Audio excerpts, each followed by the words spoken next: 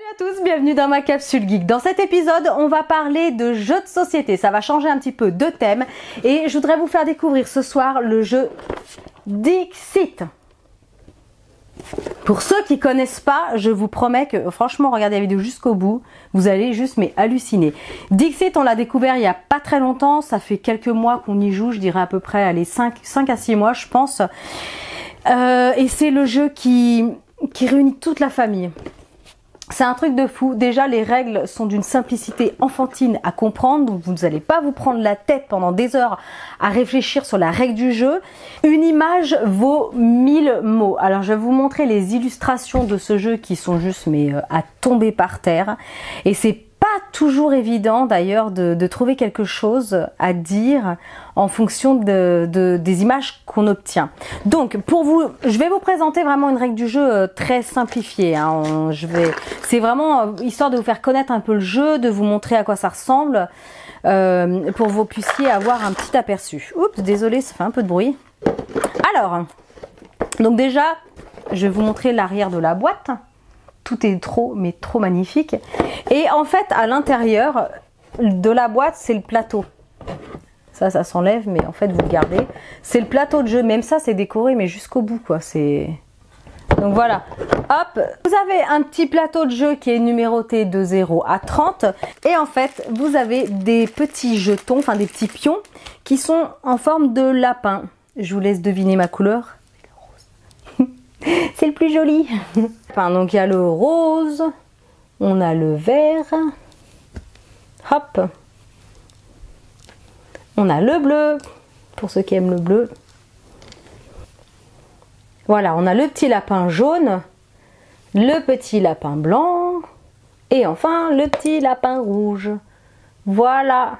Alors, ce qui va se passer, c'est que donc vous avez vos petits jetons, vous avez votre plateau, et vous avez les cartes évidemment, vous allez pouvoir en fait voter. Vous avez donc les lapins pour jouer et après vous avez un système de vote. Je vais vous les montrer de plus près après. Vous avez des systèmes comme ça de petits jetons numérotés de 1 jusqu'à 6 pour pouvoir en fait voter. Je vais vous expliquer pourquoi. Vous avez les petits lapins, les cartes pour voter et bien sûr vous avez...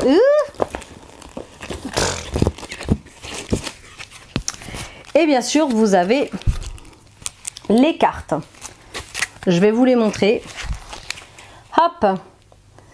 Je vais vous les montrer mieux après, hein, au fur et à mesure. Alors nous, on est super maniaque. Enfin, super maniaque pour les cartes en tout cas, on l'est. Et elles sont toutes slivées. Pour ceux qui connaissent pas, la sleeve en fait, c'est ça. C'est un plastique que vous rajoutez, hein, comme ça. Et ça évite en fait d'abîmer les cartes quand vous les manipulez beaucoup. Ça évite les petits doigts gras, les petits doigts sales des enfants, n'est-ce pas? Et puis surtout de les abîmer parce que c'est vrai que si vous y jouez tous les soirs, il y a un moment donné, voilà. Puis les illustrations sont tellement belles que ces cartes-là, on les sleeve. Donc, alors, la règle du jeu, elle tient sur une page. La petite règle du jeu, hop.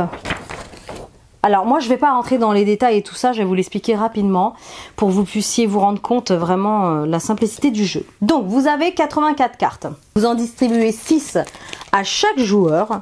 Chaque joueur va prendre connaissance de ces 6 cartes, il faudra bien les observer et ensuite chacun votre tour. Il faudra dire, alors ça peut être une citation, un bout de poème, un verbe, une action, une chanson que vous fredonnez. Qu'est-ce que j'ai pas dit? Enfin voilà, quelque chose que vous inspire une des cartes. Par exemple, sur vos ces cartes, par exemple, vous avez celle-ci, elle vous inspire peut-être la curiosité ou découverte. Donc vous dites au reste des gens autour de la table, vous dites juste par exemple curiosité et les autres vont devoir trouver parmi leurs 6 cartes, je vais en prendre 6 au hasard, on va jouer le jeu, vont devoir trouver parmi les 6 cartes quelque chose qui se rapproche de curiosité. Il faudra vraiment être le plus proche de cette carte pour trouver laquelle c'est. Donc 3, 4, 5, 6. Donc par exemple, curiosité. Alors vous avez, avec les reflets, vous avez cette carte, celle-ci, celle-ci, celle-ci, hop, et la dernière, celle-là. Donc, il faudra trouver parmi ces 6 cartes laquelle va être pour vous le plus de curiosité possible, qui va être liée à ce verbe. Donc, par exemple, on peut mettre celle-ci. Hein, c'est quand même assez curieux, en tout cas pour vous. Voilà. Donc, vous mettez ça. Les autres vont faire la même chose. Et celui qui a commencé va mettre les cartes et vous allez tout simplement pouvoir voter. Donc, si vous trouvez la bonne carte, vous allez avancer sur votre petit terrain. Votre lapin va avancer.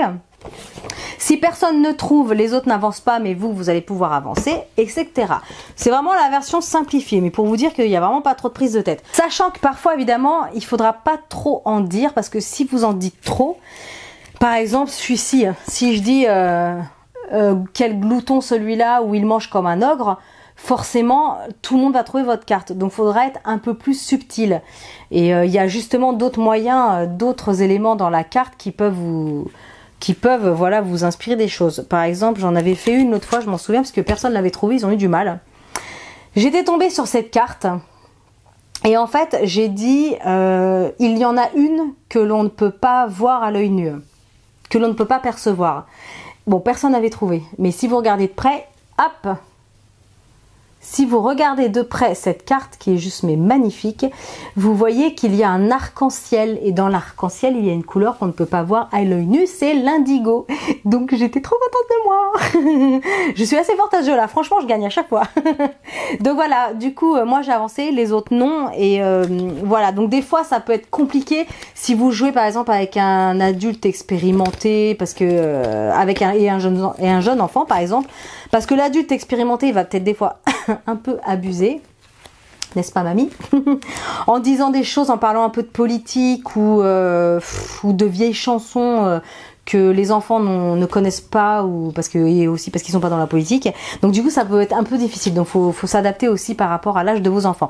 Donc c'est à partir de 8 ans, une partie c'est environ 30 minutes, ils disent oui c'est ça, c'est correct. 3 à 6 joueurs et 8 ans, oui en effet, allez 7-8 ans, parce que jouer avant, ça risque, en fait, vous en tant qu'adulte, vous allez dire des choses tellement faciles que ça va pas être marrant pour les autres, donc du coup tout le monde va découvrir, donc voilà, bon. Faut s'adapter en fait, faut s'adapter. Mais c'est un jeu qui est juste extra. Moi je vous le conseille vivement, il n'est pas extrêmement cher. Je crois qu'on le trouve entre 25 et 30 € chez Ludiworld. Je vous mettrai sa petite boutique. Et sachez qu'il y a des extensions. Il y a 7 extensions. Et d'ailleurs, les extensions, c'est là où je les ai trouvées le moins chères chez Ludiworld. Donc je vous invite à vous y rendre parce que sur Amazon, elles coûtent la peau des fesses. Et alors les extensions, donc par exemple, vous avez la numéro 2. Elle est comme ça. Et pareil, je vais vous montrer après de plus près les cartes. Mais voilà. Donc 84 cartes à chaque fois pour les extensions qui sont toutes aussi sublimes les unes que les autres. Et voilà. Donc je vous montrerai, j'ai toutes les extensions, mais je vous montrerai dans une autre vidéo toutes les autres. En fait, la 3, la 4, la 5, la 6 et la 7 pour que vous puissiez vous en rendre compte. Voilà pour le jeu de société Dixit. J'espère en tout cas que cette vidéo vous aura intéressé. Je sais qu'on me l'avait réclamé une fois, qu'on m'avait demandé de parler de jeux de société, donc je me suis dit que c'était l'occasion. On en a pas énormément, mais on en a quelques-uns qui sont absolument excellents, que ce soit pour les petits ou pour toute la famille. Et si vous aimez ce genre de vidéo, n'hésitez pas à me le dire, je pourrais en faire une autre, voilà, une autre de temps en temps, histoire de varier les plaisirs dans ma capsule geek, que vous n'ayez pas toujours la même chose. Voilà, en tout cas, moi j'espère vraiment que ça vous plaira. N'hésitez pas à me le dire en commentaire. Est-ce que vous aussi de votre côté vous jouez à Dixit? Est-ce que vous y jouez à 3 ou plus et avec des amis ou votre famille? Et pour ceux qui ne connaissaient pas Dixit, j'espère vraiment vous avoir fait découvrir ce jeu et j'espère vraiment que cette vidéo vous aura plu et que vous a donné envie en tout cas d'y jouer. Et n'hésitez pas surtout à la partager un maximum, mettez plein de pouces bleus. Et si ce n'est pas encore fait, je vous invite à vous abonner à ma chaîne. Moi, je vous dis à très bientôt pour une prochaine capsule geek, samedi prochain à 20 h. Et comme d'habitude, bien sûr, dans la semaine, il y aura plein de recettes. Je vous fais de gros bisous. Salut tout le monde!